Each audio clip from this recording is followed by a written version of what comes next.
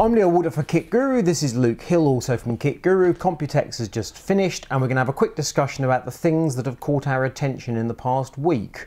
It's not really an interview or a Q&A, it's just kind of almost random thoughts, except I cheated and I got some notes on paper. Paper. Biggest topic of the week, X299, Core i9? Yeah, I think that'd be fair to say. We've seen a lot of X299 from all of the motherboard vendors. The samples look ready. I don't know if we're allowed to say how close it is, but... Oh, that's a point, because of course you did the NDA briefing and I haven't. So you know more than I do, and you know secrets. Well, you may know. Okay. I may. Right, let's rewind this. X299, Core i9 from Intel. I did not attend the NDA briefing, Luke did. So Luke, what's the single most exciting thing about it that you're allowed to discuss?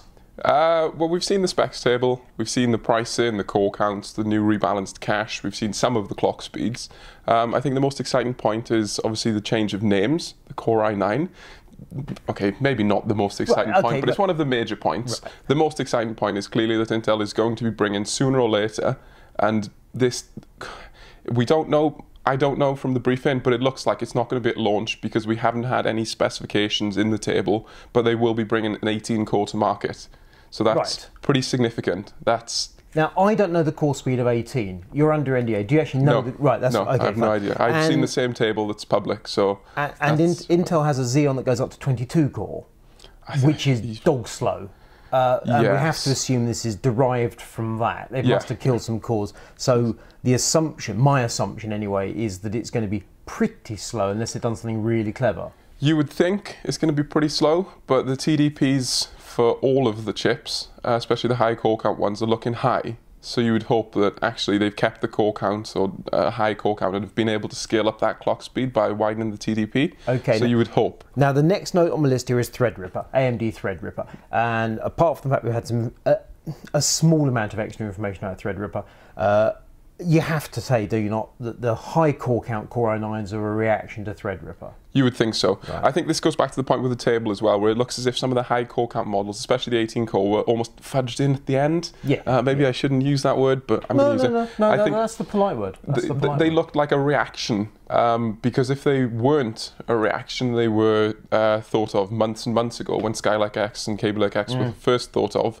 Then you'd think they'd be ready at launch, but there's still so little information that I don't think they'll be ready at launch. I'd like to be proven wrong, but I don't think they will be.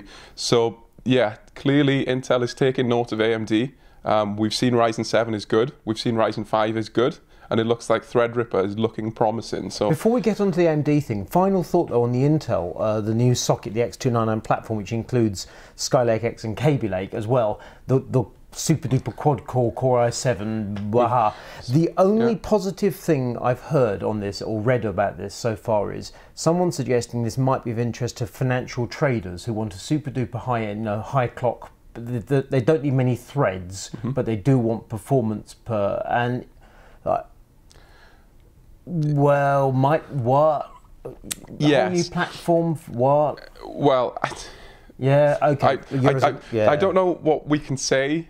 We haven't actually seen much with respect to Kaby-like-x. No. You can speculate from the TDP numbers, which I believe is increased from 91 on the Z270, so the LGA 1151 platform, up to 112 watts TDP.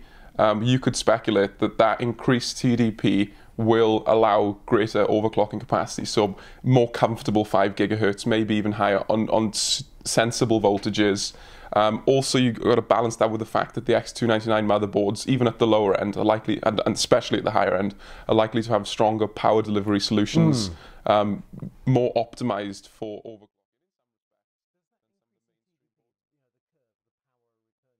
If they're rating it with a wider TDP or a higher TDP, you'd hope that there's something going on under the hood to prove that the chip can handle the TDP. And this under the hood point is a sticking point because we've seen, and it looks like Tim. Well, we've seen one delivered already. Yes, we have. Yes, and we know therefore that it's not speculation. It's Shonky Tim. Providing I don't know the source, but I think the source was pretty reasonable from what I've read, and it does look like it's Tim. So. Oh, putting the word out, it was. I watched Gamers Nexus and Deb Auer. Right, okay. Delidding. Yeah, So no, okay. no. And that, I don't know if that's connected to the HW bot event that we went to. If it wasn't, it was the same thing. We're not going to comment on that. But, although there have been news stories that have shown precisely. delidding with Tim, and I'm just going to say what everybody else is saying. This is stupid. You don't buy a chip this expensive to have Tim, which looks to be of a poor quality. AMD has done it spot on. May I step in and correct you here? If you do buy a chip at this price, you will be buying Tim because that's what they're providing. You don't want to, but that's it. Yes, I think enthusiasts are annoyed by this.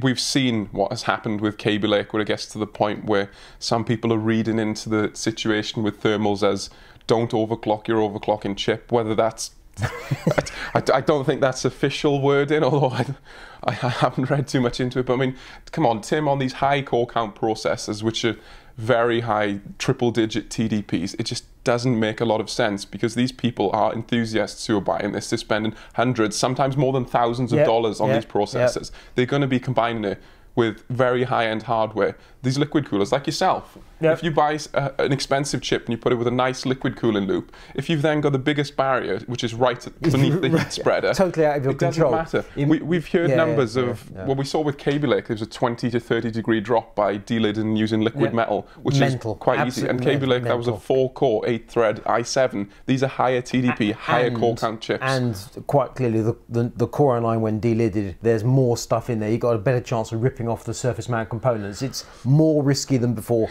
and more expensive than before. It's a triple bad. If you have the guts to delid your $2,000 chip, I have ultimate respect for you. Ultimate respect. I wish Intel had just taken the move, added a bit of cost on the manufacturing side, because obviously the process needs certifying back at the fab or the factory.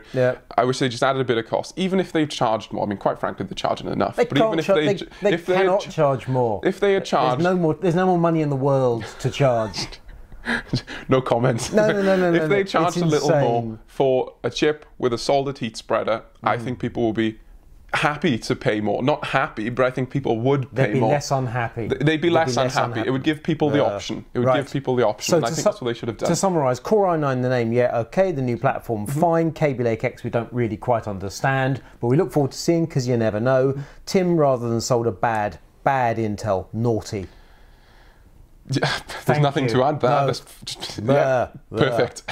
I'm Leo Walder for Kit Guru. Luke Hill, Kit Guru. If you like this video, thumbs up. If you don't, thumbs down. If you want more from Kit Guru, click to subscribe.